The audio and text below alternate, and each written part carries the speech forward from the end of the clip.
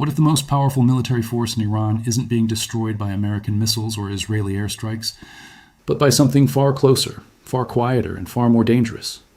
What if the real story isn't happening in the skies above Tehran, but in the deserts of the southeast, inside prison walls, and in the silent decisions of officers who are simply walking away?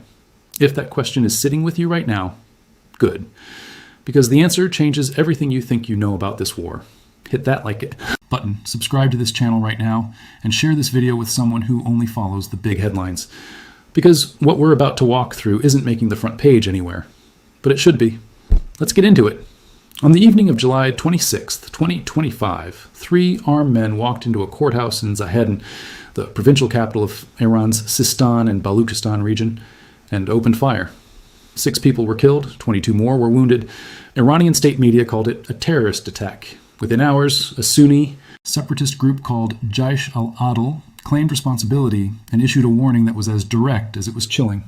Judiciary personnel across the province, the group said, were no longer safe. This was not a random act of violence. It was a message. And Jaish al-Adl doesn't send messages it isn't prepared to back up. According to Radio Free Europe, Radio Liberty, this attack was the group's deadliest single operation since October 2024, when the same organization ambushed a police convoy in broad daylight and killed 10 law enforcement officers in one strike. That October attack had already stunned security analysts watching the southeast. The Zahedan courthouse massacre raised the stakes even higher. But before we go deeper into what's happening in that province, we need to understand the bigger picture, because this story exists inside a much larger war that the whole world has been watching. On February 28, 2026, the United States and Israel launched a coordinated military campaign against Iran that went further and faster than almost anyone predicted. Within days, the supreme leader of the Islamic Republic, Ali Khamenei, was dead. Iranian state media confirmed the killing on March 1st. His compound had been hit in an Israeli airstrike. His daughter, son-in-law, and grandchild died alongside him. Think about what that means for a moment. The man who had run Iran for over 3 decades, the man whose image hung in government buildings across the country, gone in a single night. According to a tally compiled by Iran International and cross-referenced with ongoing conflict documentation, at least 16 senior Iranian military and political figures were killed in the opening weeks of the war. The list reads like a who's who of the Islamic Revolutionary Guard Corps' entire leadership structure. IRGC Commander-in-Chief Mohammad Pakpour, Chief of Staff Abdulrahim Mousavi, Defense Minister Aziz Nasser Zad, Khamenei's long-serving advisor Ali Shamkhani. The command structure of the most powerful military institution in Iran was effectively gutted in a matter of weeks. Iran scrambled to fill the vacuum. Khamenei's son, Mojtaba, was installed as the new supreme leader within days. Ahmed Vahidi was named the new head of the IRGC. Mohsen Rezaei, a man who had originally commanded the Revolutionary Guard all the way back between 1981 and 1997, was pulled out of relative retirement and placed on the Supreme National Security Council. Tehran was reaching back to the previous generation just to keep the command structure from collapsing entirely. And the strikes kept coming. On April 6, 2026, Major General Sayed Majid Kadami, the IRGC's intelligence chief, a man who had served the organization for roughly 50 years, was killed in an early morning strike. According to India's state broadcaster News on Air, the attack was jointly carried out by American and Israeli forces. 2 weeks earlier, IRGC spokesman Brigadier General Ali Mohammed Naini, 68 years old, a veteran of the Iran-Iraq War, was killed in strikes on a besieged command center in central Tehran.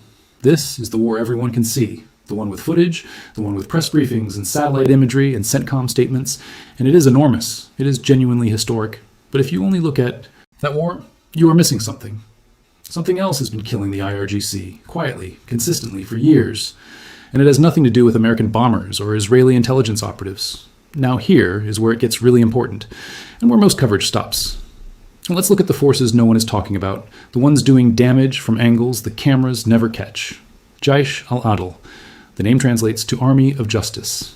It is a Sunni Baloch separatist organization that both the United States and Iran designate as a terrorist group. It operates primarily out of Pakistan's Baluchistan province, right across the border from Iran's Sistan and Baluchestan region, and for more than a decade, it has waged a relentless, grinding insurgency against Iranian security forces in one of the country's most remote and neglected corners. This is not new. According to the Middle East Institute, IRGC and Basij personnel have been dying in clashes with Jaish al-Adl along that southeastern border for years. Ambushes on patrol vehicles, raids on military outposts, infiltration attempts across the Pakistani border that mostly disappear into local reporting with no international pickup whatsoever. But the scale has been escalating in ways that are hard to ignore if you're paying attention. On the night of April 4th, 2024, Jaish al-Adl carried out what analysts at the Arab Gulf States Institute described as an unprecedentedly complex coordinated assault.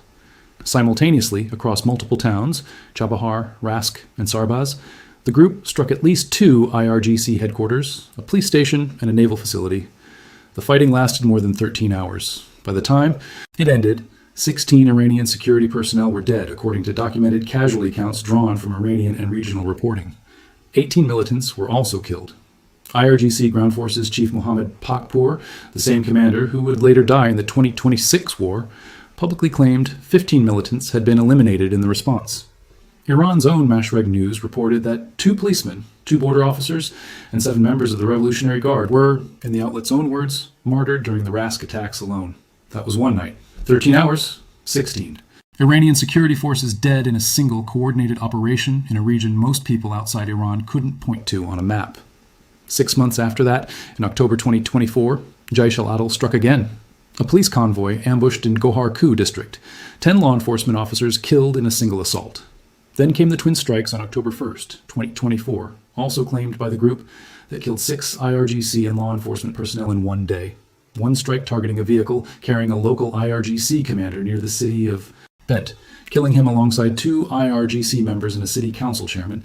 A second strike near the town of Kosh that killed 2 commandos from a special unit patrol. Then, July 2025, the Zahedan courthouse. 6 more dead, 22 wounded.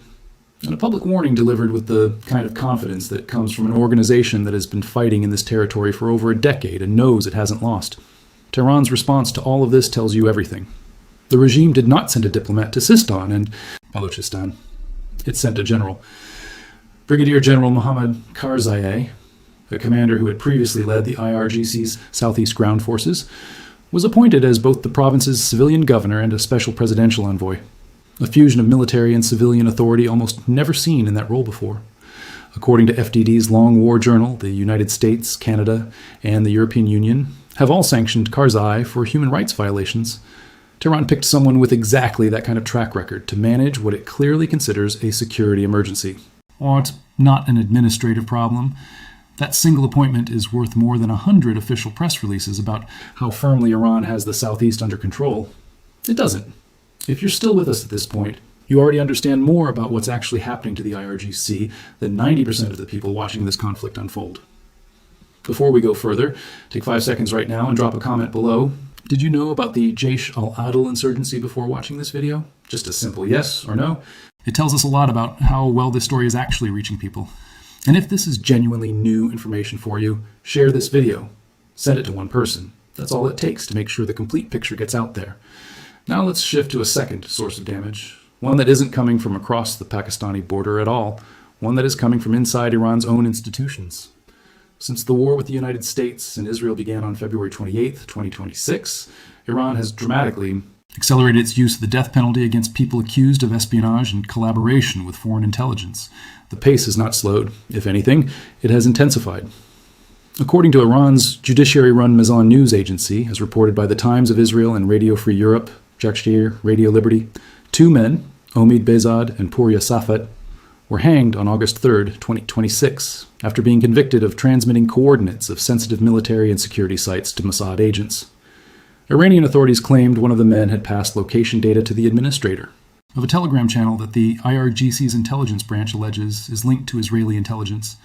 The second man was also accused of contact with Iran International, the London-based Persian language outlet that Tehran routinely accuses of serving as a foreign intelligence front, a charge the outlet itself has consistently rejected. Fox News reported separately that a 27-year-old man named Akil Kesher was executed after being convicted of what state media called CLOSIM, intelligence cooperation with Mossad, accused of photographing military and security sites in the city of Urmia and of carrying out more than 200 similar assignments across multiple Iranian cities, including Tehran itself. According to Fox News, citing Iranian state media, Iran has executed at least 11 people specifically for espionage since the 12-day conflict with Israel in June 2025. 11 confirmed executions on espionage charges in a single year. And that is the number that has made it through the fog of wartime censorship to become publicly verifiable. The actual figure is almost certainly higher. But here is what makes this even more significant than the raw numbers. These executions are not only happening to people accused of passing secrets to Israel.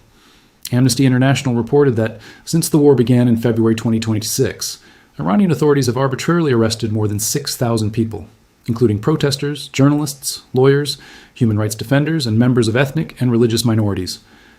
Judicial officials have been ordering expedited prosecutions on capital charges amid what Amnesty describes as widespread concerns about enforced disappearances, torture, and coerced confessions extracted through what the organization calls grossly unfair trials. At least 39 political executions were documented by Amnesty in that same window. Iran Human Rights Monitor independently documented at least 35 political executions since March 19, 2026 alone, describing a pattern where capital punishment appears to function less as a criminal justice mechanism and more as a tool of mass intimidation deployed against anyone suspected of protest involvement, political opposition, or broadly framed national security offenses. The organization specifically identified Qizil Hazar prison as the primary site where these political executions have been concentrated. And because of wartime internet restrictions and limited independent access inside Iran, the monitors themselves cautioned that their documented figures almost certainly understate the true total. One case Amnesty highlighted involved a man from Iran's Avazi Arab minority named Hussein Gaveh. He died in custody after being arrested by the IRGC's own intelligence organization in Avaz, Khuzestan province. His apparent offense was filming bombed areas and sending footage to media outlets outside Iran. His family received a phone call from Iranian authorities weeks after his arrest. They were told to come collect his body. No explanation for the cause of death was provided. Another detainee was arrested in Tehran in April 2026 while trying to locate his own brother, who had himself been detained weeks earlier over alleged possession of a Starlink satellite device. His family, too, was eventually called and told simply to come collect his remains. These are not enemy combatants. These are ordinary people caught in a system that has increasingly stopped distinguishing between a foreign spy and a grieving sibling looking for a missing brother. Now understand the backdrop to all of this. The executions and mass arrests happening right now in Iran didn't emerge from nowhere. They connect directly to one of the largest waves of civil unrest in the Islamic Republic's 40-plus year history. The 2025 and 2026 protest movement that erupted amid economic collapse and public fury and was met with overwhelming force.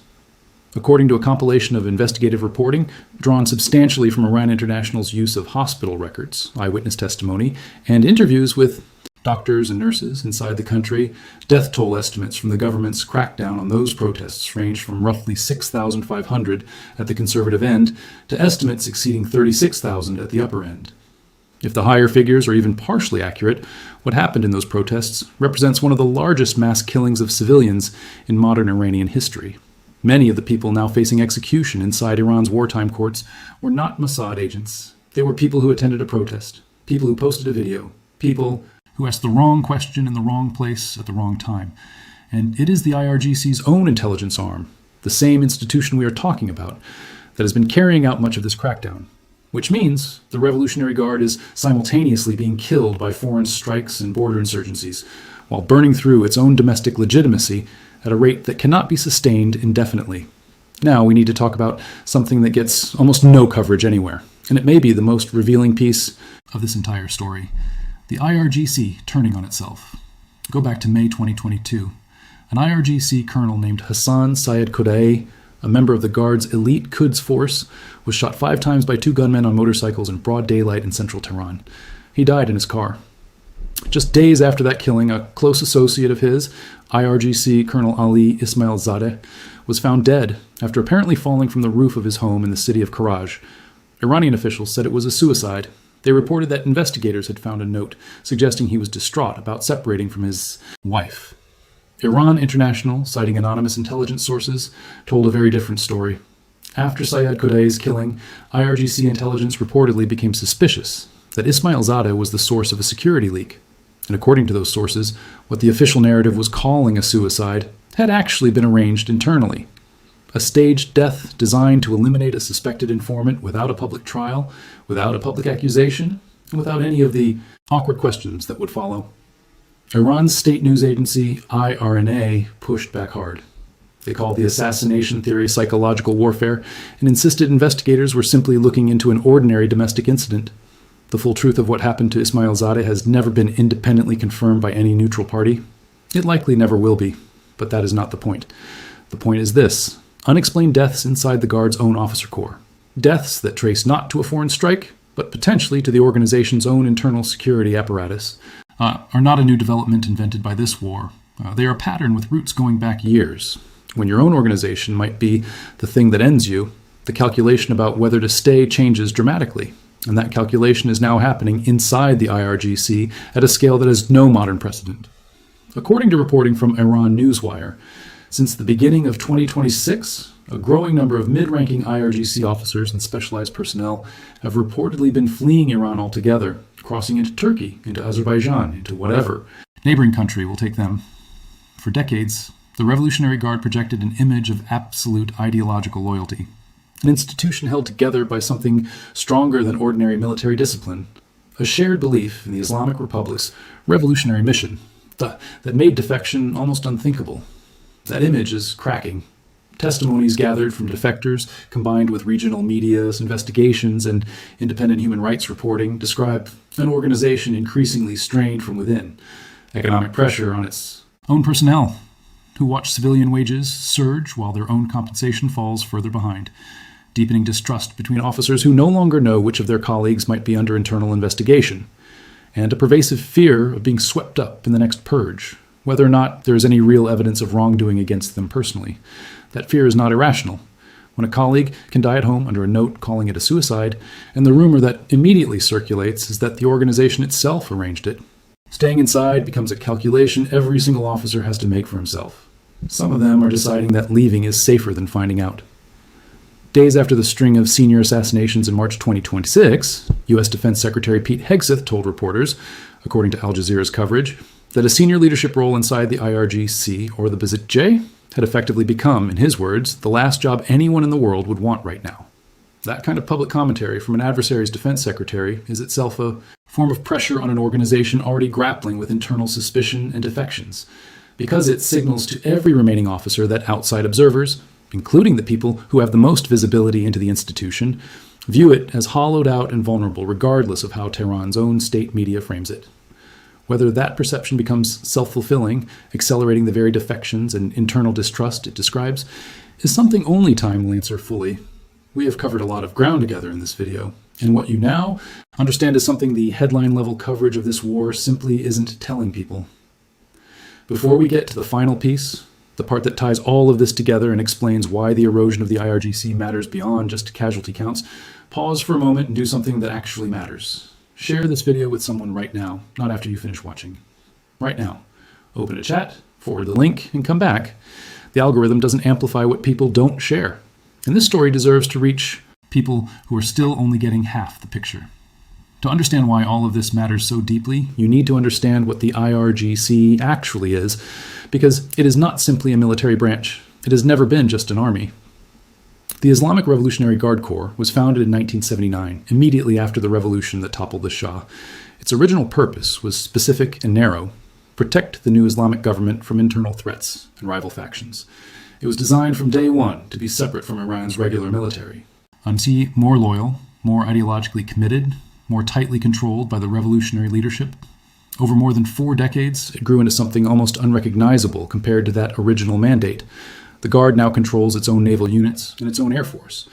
It runs the Basij, the volunteer militia used to police domestic dissent on behalf of the government. It operates the Quds Force, responsible for Iran's external operations across Lebanon, Syria, Iraq, Yemen, and beyond.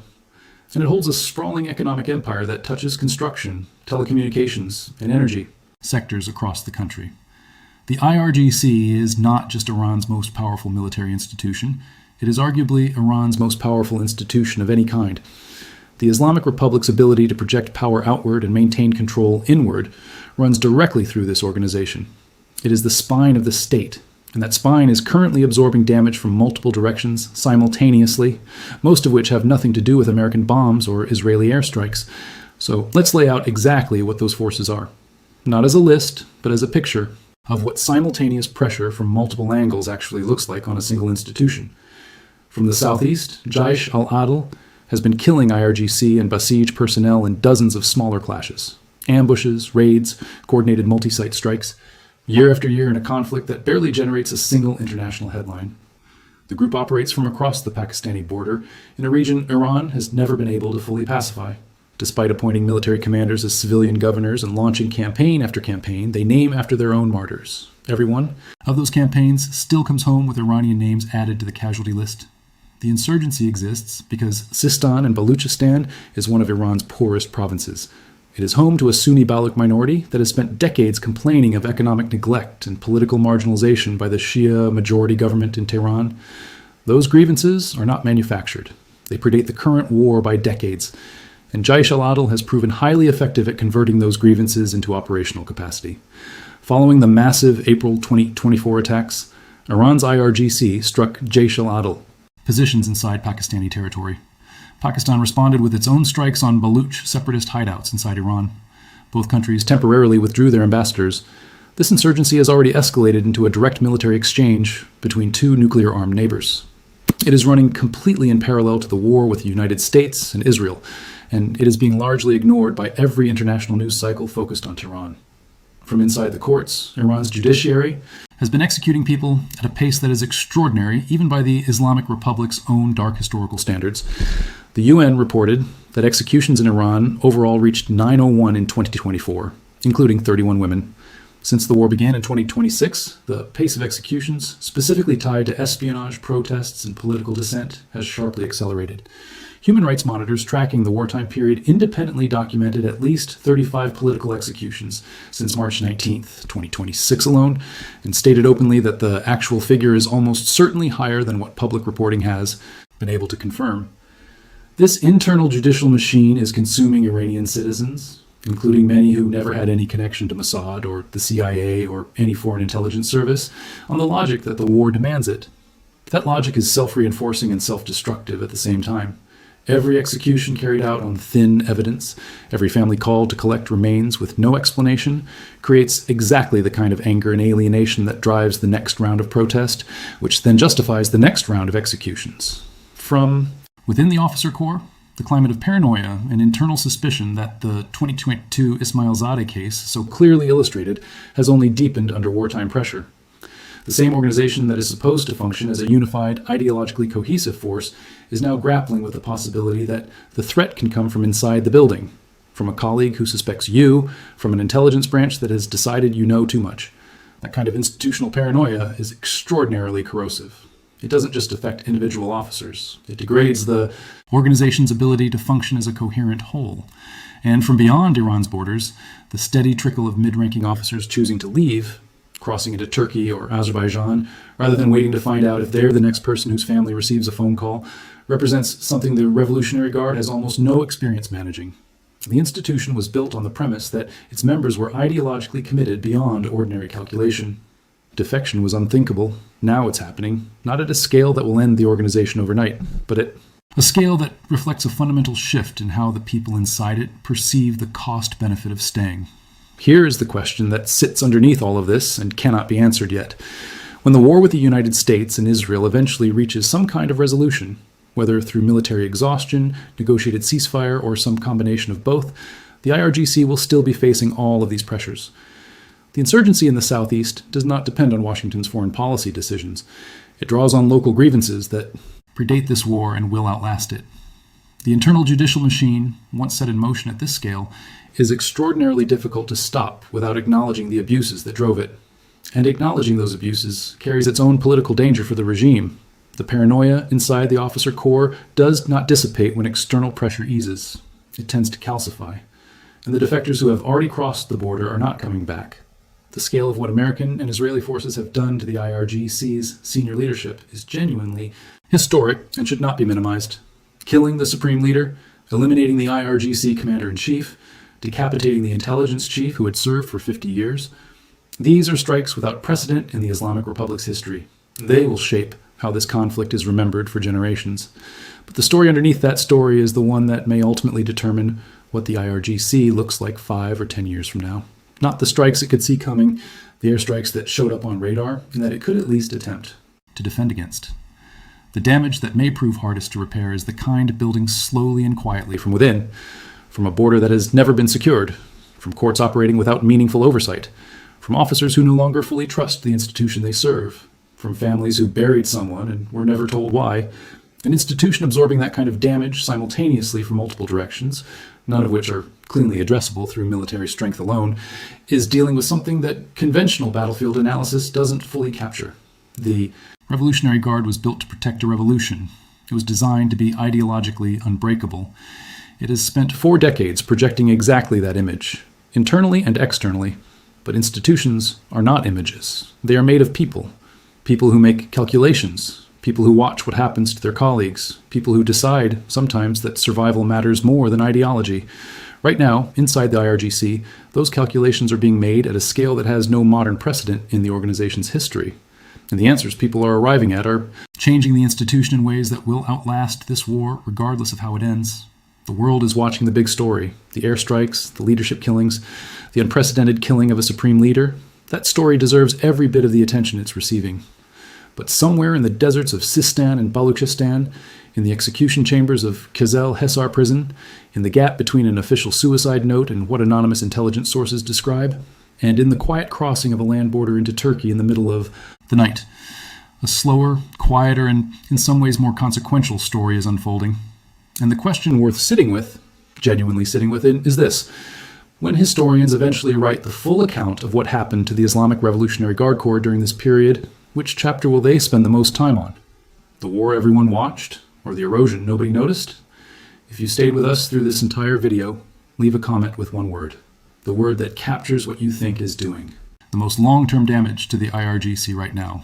One word. We read every single one, and subscribe if you're not already here, because we cover this conflict at a level of detail you will not find anywhere else. See you in the next one.